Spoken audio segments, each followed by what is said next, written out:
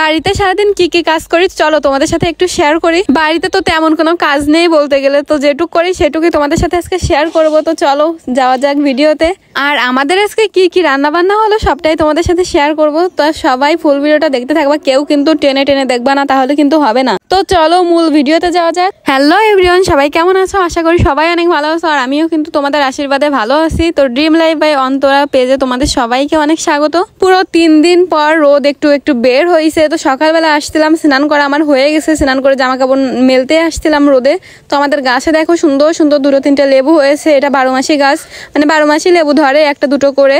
আর তারপরে আমি জামা কাপড়গুলো মেলে দিয়ে গেলাম। রোদ যেহেতু অল্প অল্প পড়েছে, তো এগুলো মেলে দিয়ে নিচে যাব। আর মা রান্না বান্না এদিকে শুরু করে দিয়েছে। মা যেহেতু অফিসে যায় 9টার ভিতর, তো 8টার ভিতর রান্নাবান্না করতে হয়। সকালের রান্নাটা মাই করে। আমি সকালবেলা উঠে স্নান করে মাকে একটু সবকিছু গুছাই গাছাই দিয়ে তারপরে পূজা দিতে চলে যায়। এদিকে মার রান্নাবান্না হয়ে যায়। আর এদিকে দেখো বড় মশাই তো সেই ঘুম।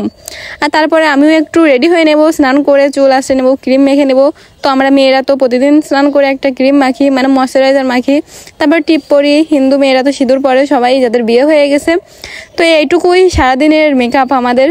তো এটুকু করে তারপর পুজোর ঘরে চলে যাব। আর এইসব করতে করতে হুট করে চলে গেছিলো আমাদের কারেন্ট, যার কারণে পরে পুজোর ভিডিও আমি শেয়ার করতে পারলাম না। তো যাই হোক চলো, চুলটাও ছেড়ে দিয়েছিলাম কারণ চুলগুলো ভিজেছিল। এদিকে মার কাছে একটু ঘুরে আসলাম, রেডি করে সবকিছু দিয়েই গেছিলাম আমি পুজো দিতে। তো এদিকে মা মাংস রান্না করছে আমাদের, আর একটা ভাজি করছে। তো এদিকে মাকে রেখে আমি চলে গেলাম পুজোর ঘরে। পুজো আমার হয়ে গেছে, বললাম না কারেন্ট চলে গেছিলো, যার কোনো পুজোর ভিডিও শেয়ার করতে পারলাম না। পুজো দেওয়া শেষ হলে কারেন্ট চলে আসছিলো। আর এদিকে এই যে মাংস রান্না বান্না পুরো কমপ্লিট, কি সুন্দর একটা কালার আসছে। এটা মুরগির মাংস ছিল। আর তারপরে ঘুম থেকে ওঠার পর আমি চিয়া সিড খাই। এটা আমি লেবু 1 কর নিয়ে তারপর চিপে মানে জুসটা বের করে তারপর খেয়ে নিই। এটা কয়েকদিন যাবত আমি খাচ্ছি, কারণ বেলি ফ্যাট বেড়ে গেছে অনেকটা। তো এটা খাওয়ার আধা ঘন্টা পরে আমি অল্পগুলো ভাত খেয়ে নিই। তো আজকে একটু বেশি নিছি, কারণ মাংস, যেহেতু আমি মাংস একটু বেশি ভালো খাই এজন্য। তো যাই হোক এগুলো খাওয়া শেষ করে আমি ছাদে চলে যাব। রোদ যেহেতু বের হয়েছে, তো এখন আমাদের ঘরে কিছু শুটকি মাছ ছিল। 3 দিন 4 দিন রোদ হওয়ার, মানে বৃষ্টি হওয়ার কারণে মাছগুলো নরম হয়ে গেছিলো, যার কারণে আজকে আমি রোদে দিয়ে দেবো। তো রোদে দেওয়ার আগে ওরে গন্ধ, আমি তো একদমই সহ্য করতে পারি না শুটকি মাছের গন্ধ। তোমাদের কেমন লাগে শুটকি মাছ একটু জানিও, আমি রান্না করলেও খেতে পারি না। আর এদিকে কিছু ছোলা ছিল যেগুলো নরম হয়ে গেছে বৃষ্টির জন্য, সবকিছুর অবস্থাই অনেক খারাপ। তো সেগুলো রোদে দেওয়ার পর যে এখানে বিদেশি ধনেপাতা ছিল। আমার একটু কেমন মুড়ি মাখা খেতে ইচ্ছে হচ্ছিল, কারণ আমি মাংসর ঝোল দিয়ে মুড়ি মাখা খেতে অনেক বেশি ভালোবাসি। তো এখানে কিছু আমি পাতা ছিঁড়ে নিলাম, নিয়ে তারপর নিচে গেলে আমার মনে পড়লো আমাদের কিছু বীজ আছে। এটা ডাঁটা শাকের বীজ। তো এটা আমি রোদে দিচ্ছি, মানে রোদে দিয়ে বীজগুলো আবার চাষ করা হবে, মানে বীজ থেকে গাছ হবে মেন কথা। আর তারপরে বিকালের কাজ মাছ সারা হয়ে গেছে, ওইগুলো আমি শেয়ার করতে পারলাম না। ঘর ঝাড়ু দেওয়া, তারপরে আরও অনেক কাজগুলো থাকে, সেগুলো শেয়ার করলাম না। পুরো সন্ধ্যার পরে খাওয়া দাওয়ার আগে চলে আসলাম। এখন কুচে মাছ রান্না করব। তোমরা অবশ্যই কমেন্টে জানাবা যে তোমরা কুচে মাছ খাও কিনা।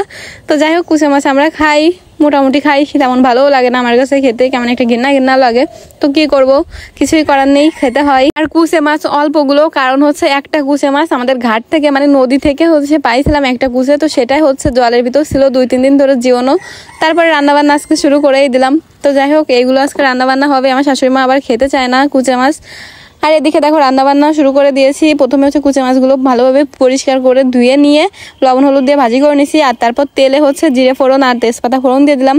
আর অল্প কিছু মশলা দিয়েছিলাম, বেশি মশলা দিইনি, যেহেতু অল্প একটু মাত্র মাছ রান্না করব। এখানে একটা পেঁয়াজ, একটা রসুন, অল্প কিছু জিরে, আর গরম মশলা, আর অল্প একটু আদা দিয়েছিলাম। তো সেটা আর ঝাল দিয়েছিলাম, মানে শুকনো মরিচ আর কি, দিয়ে ব্লেন্ডার করে নিয়েছি। আর এই মশলাটা আমি ভালোভাবে কষিয়ে নিয়েছি। দেখেছো তেল কেমনভাবে উপরে চলে আসছে। তারপর লবণ আর হলুদ দিয়ে দেবো আমি। আর এই মশলাটাকে যত কষানো হয় ততটাই সুন্দর হয়, খেতে ভালো স্বাদ হয়। আর বিশেষ করে কুচে মাছটা অনেক সুন্দর হয়েছিল, কিন্তু একটা সমস্যা হয়ে গেছিলো। ঝালটাও অনেকটা বেশি হয়ে গেছিলো। আর তারপর আলু দিয়ে দিলাম। আলুটা আগে থেকে ভেজে নিলে বেশি ভালো হতো আমার কাছে মনে হয়।